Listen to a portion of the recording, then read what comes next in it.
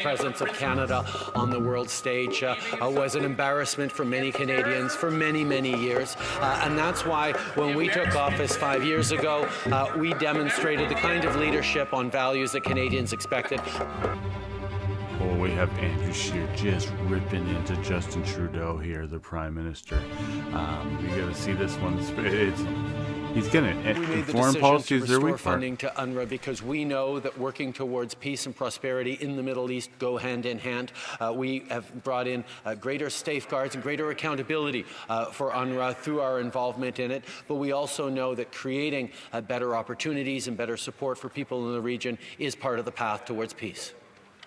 Mr. Scheer. Well, Mr. Speaker, the Prime Minister's record on foreign affairs has been a complete disaster. He surrendered to Donald Trump, offering up concession after concession. He went to China to get a free trade deal, and all he came home with was a nickname from the Communist Party that is so offensive, the Speaker has ruled I can't repeat it in this chamber. His erratic behavior during the Trans-Pacific Partnership talks angered our allies in Australia and Japan. Of course, who can forget his disastrous trip to India? So, Mr. Speaker, which one of the Prime Minister's foreign policy blunders is he most embarrassed by?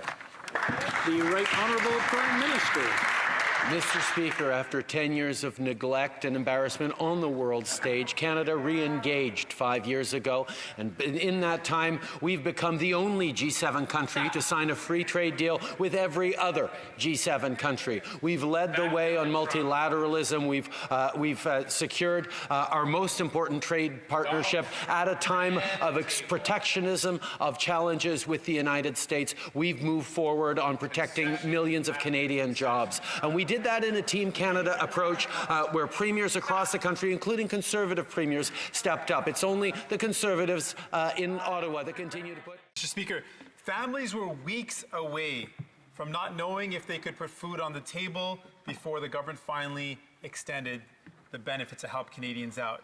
Now, this should never have happened. Families should never have been worried about where they were going to get support weeks away from their support running out. What is the plan for August for families that may not be able to go back to work? The Right Honourable Prime Minister.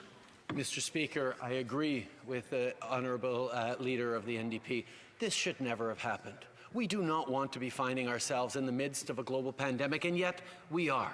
And every step of the way, as a government, we have been responding to be there for Canadians, to help them, modifying, adjusting, expanding, and extending, in this case, the Canada Emergency Response Benefit for an additional 8 weeks to make sure that Canadians are supported through this difficult time.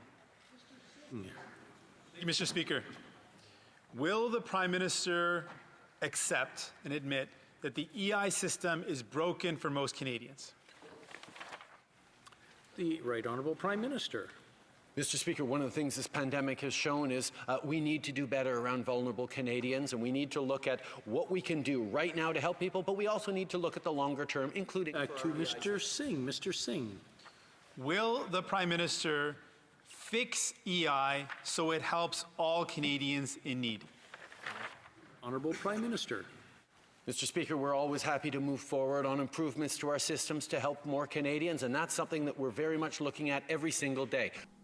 So Jagmeet Singh's kind of whittling him down to get him to say yes or no, because that's the hardest thing to get from this Liberals, is to get them to say yes or no. It's all maybes and this and that. Leave your comments down below. Always have a good day.